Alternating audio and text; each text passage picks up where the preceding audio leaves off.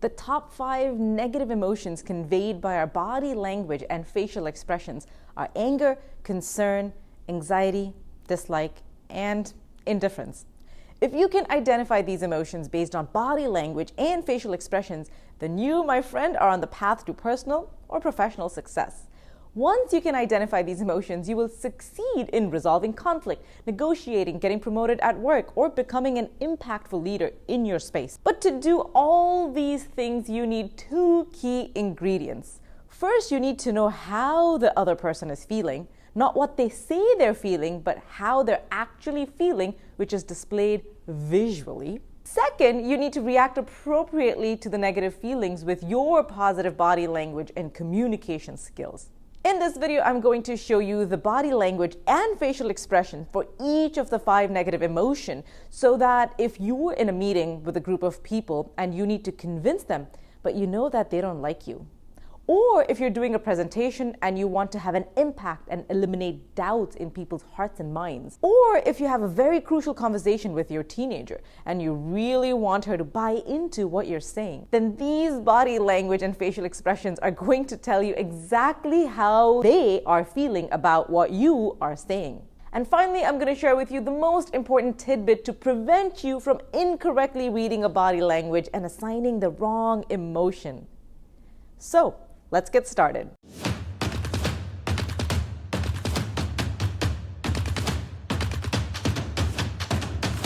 Hi, my name is Fawzia. I'm a preventative self-defense and empowerment-based self-defense coach. I'm certified in emotional and social intelligence, negotiation, and conflict resolution. I also have 2 black belts in martial arts. So if you're new to this channel looking to increase your power and create a positive outcome in a relationship, personal or professional, then I invite you to subscribe and start your journey today. The first emotion is aggression or anger, and the top 5 signals that show that this person is getting angry or aggressive are: first, raising your eyebrows.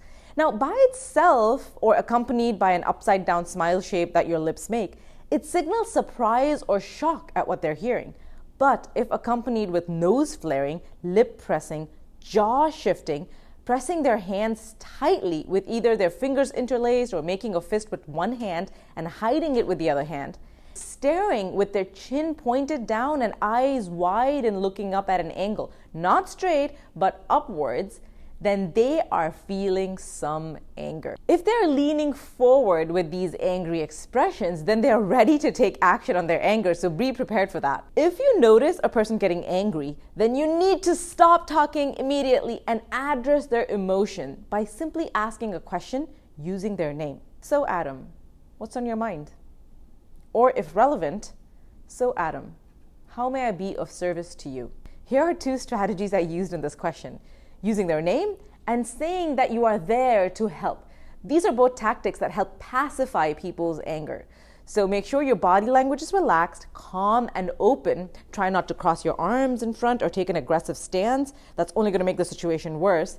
Take a leadership stance. Show that you're in charge and use a calming voice to signal that they can't scare you, and that tips the prey-predator relationship. The second emotion is concern. This is displayed by furrowing your eyebrows, narrowing your eyes, pressing the top of your lips, rubbing your chin, and looking away with a far away look on your face.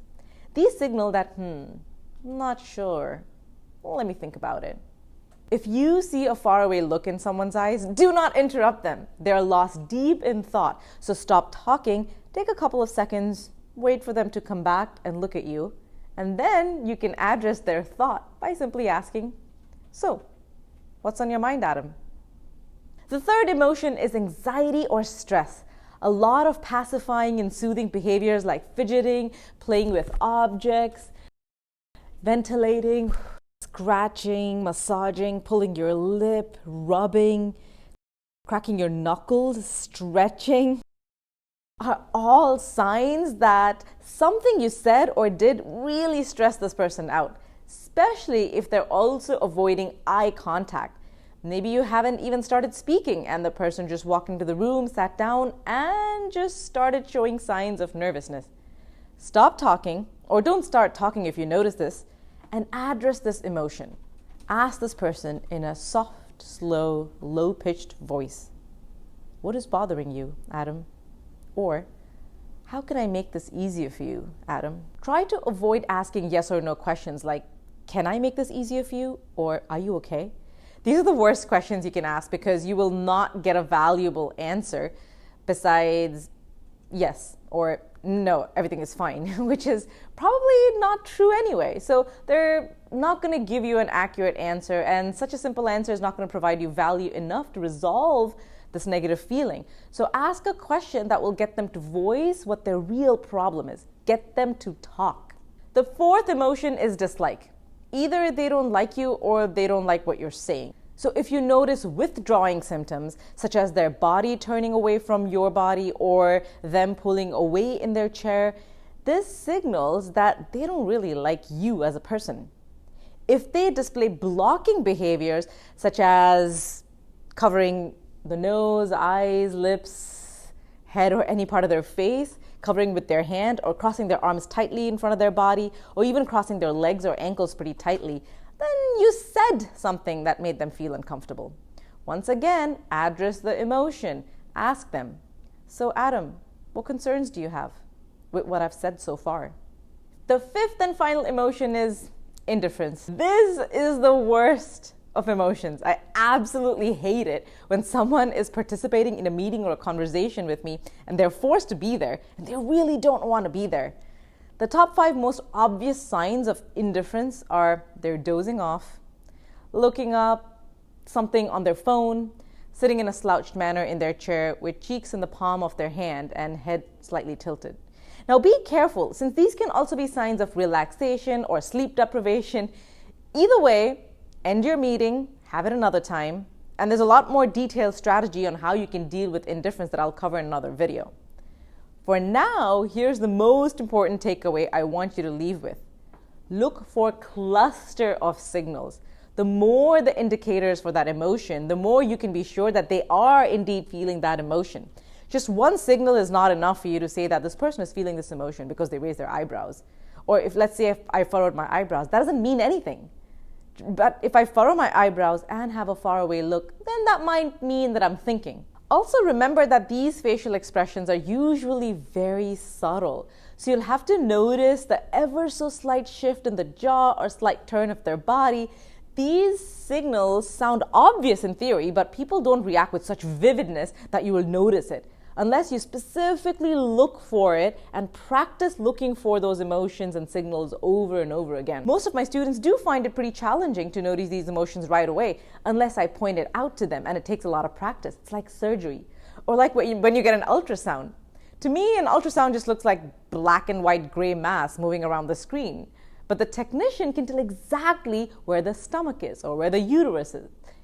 Boggles my mind on how she can see any organs in that weird smoky image, but she can see it, and even if she points it out to me, I still can't see it. I still can't see what the stomach is that she's able to see. So she's honed this very precise skill of observation and spotting the subtle differences. So it's practice and it's also coaching. So it's the same with you. When you start out, you may have a very hard time noticing these emotions and these signals and then resolving the conflict. So if you're looking for a coach to help you in your journey to succeed in your career or in a conversation with your spouse or teenager, then start with this free masterclass that we've created exclusively for you. It's in the description below. In this masterclass, there will be a link to book a free 45-minute call with me or a member of my team. And in that call, we lay out a training plan fully customized for you. Now that you know what negative emotion the person you're communicating with is feeling or how they're reacting to what you're saying, the next step for you is to address their negative emotion.